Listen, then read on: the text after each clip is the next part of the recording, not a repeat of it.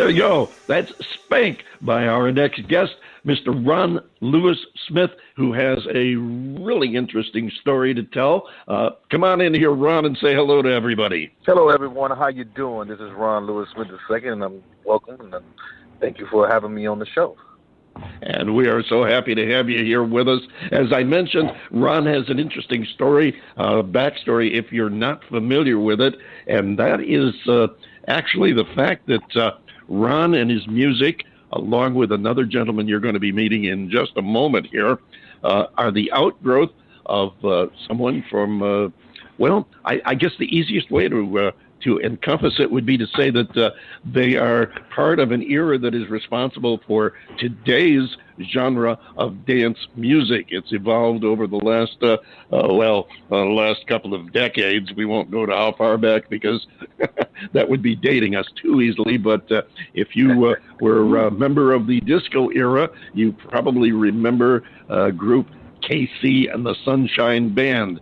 Well, Ron is actually a result of that era. His music is you can hear a little bit of it in there. There's still a little bit of that sound in there, although this is a little bit I don't know, what would you say, Ron? It's a little heavier, maybe.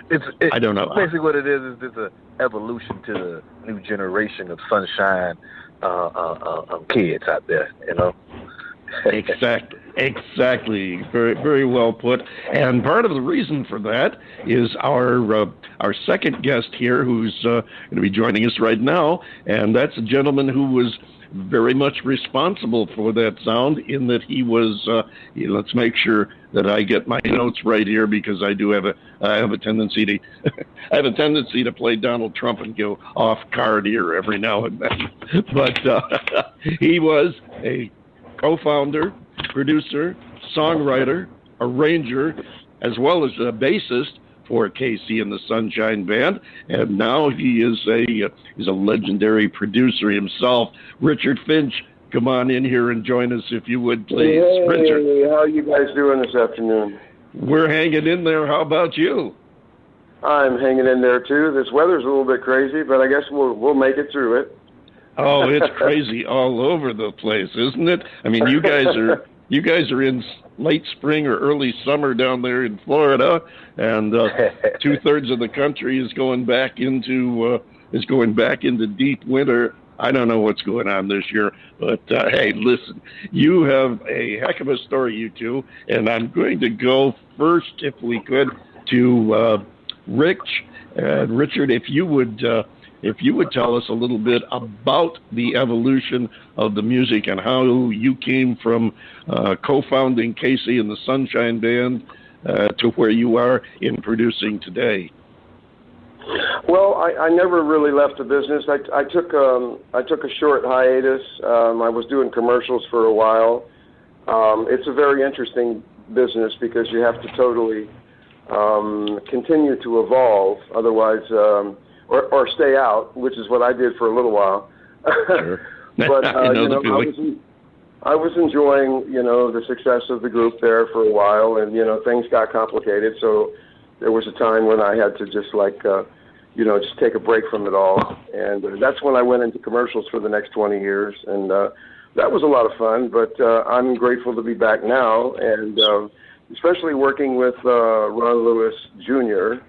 And he's a very talented guy and very upbeat. And I think we got a lot to bring to the table. And this is our first piece of work together. I've done some work with his dad before, and also Casey and the Sunshine Band. But we're excited about the new stuff. And it's only the beginning with this first new record, Need It Tonight. So I hope I answered your question correctly. If I was to get into the whole story, it would probably eat up most of the radio time here. So I'm going to save that for the book. I know that feeling, and yes, you answered it very nicely. Ron, come on back in here, if you would, please. Now, tell us first. I have a cheat sheet, so that's not fair. Tell the folks about your connection and with KC and the Sunshine Band. Well, my father is Ron Lewis Smith, He was the leader of the Sunshine Band horn section. And my uncle is Jerome Smith, who is a part of the band and is the main guitar player of every last song that Richard Finch wrote and produced on that whole little era, you know. So basically, I am the offspring of the Magnificent Smith Boys, if you want to put it at that, you know. So there you go.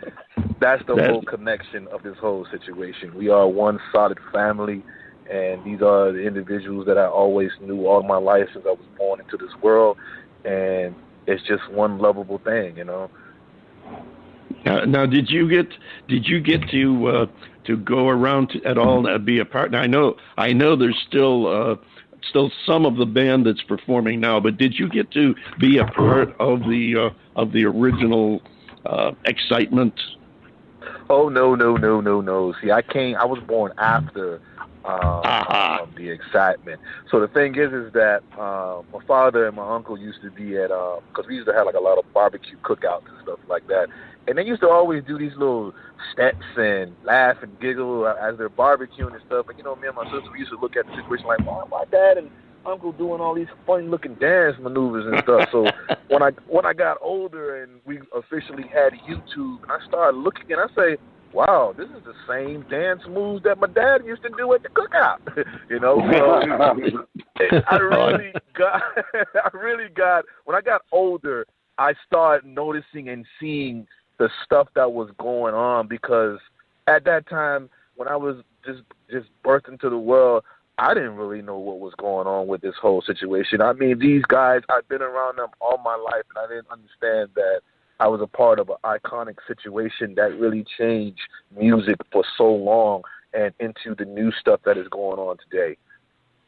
Well, I had a very early brush with Casey and the Sunshine Band from a distance as a radio jock. I was programming a station in Gainesville, Florida, and the promoter for the record label came by one week and brought this record in and wanted us to play it. And he put it on the disc, or put it on the turntable. We spun the disc.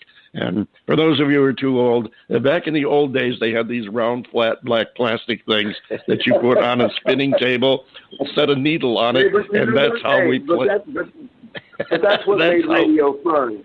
That's what made radio fun. Yes, you're absolutely right. There's nothing like sitting there and backspinning a record and holding your finger on it, waiting to let go and start the music instantly. It was right there, unless you screwed up and shook the record and the needle jumped out of the groove, and then you were in big trouble. But anyway, I got to play the first hit. Well, actually, more than the first, but in that particular instance, it turned out to be.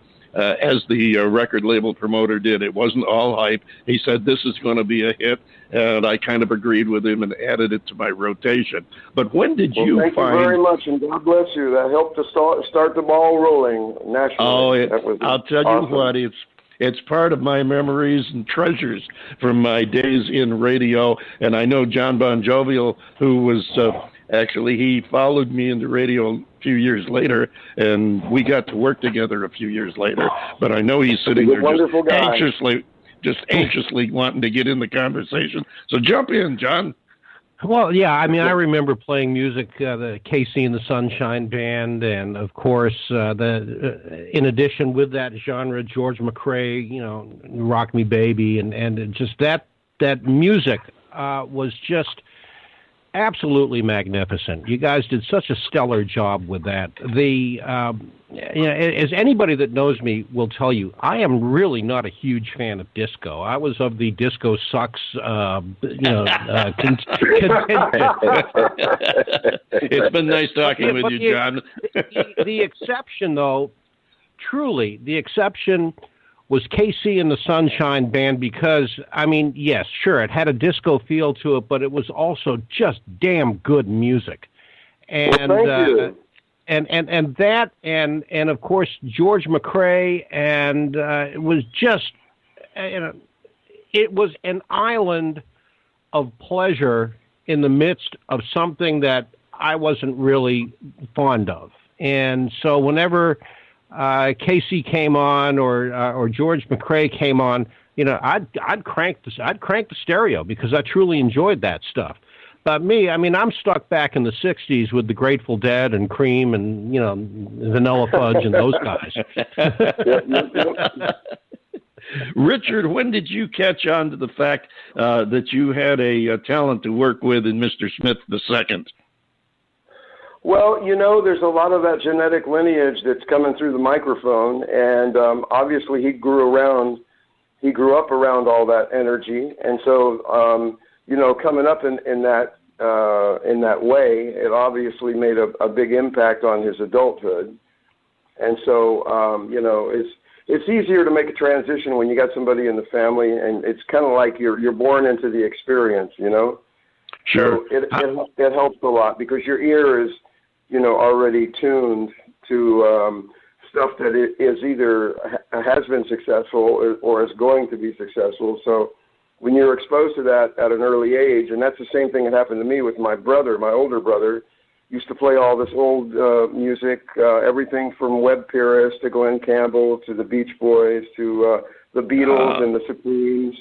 So that made a big impact in me, and that it helped shape my future decisions and tastes musically. So that also, the same kind of thing happened with Ron Lewis Smith Jr., okay? So that's a very valuable thing, and only in reflection do you realize how much it means and how much of an impact it makes on you, when you're coming up.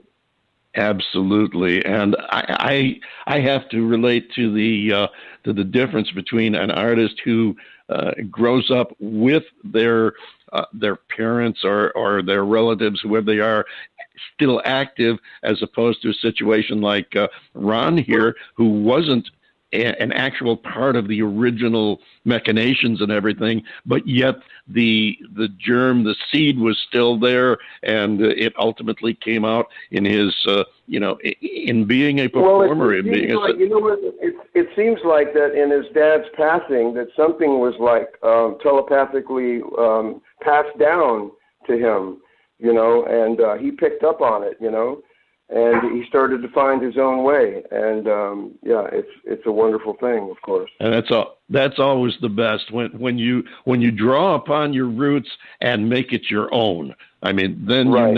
You've come of age, you've become something. And Ron, you've got a new single coming out, which we're going to be playing here in just a couple of minutes. Why don't you tell us a little bit about it and how you came to record it?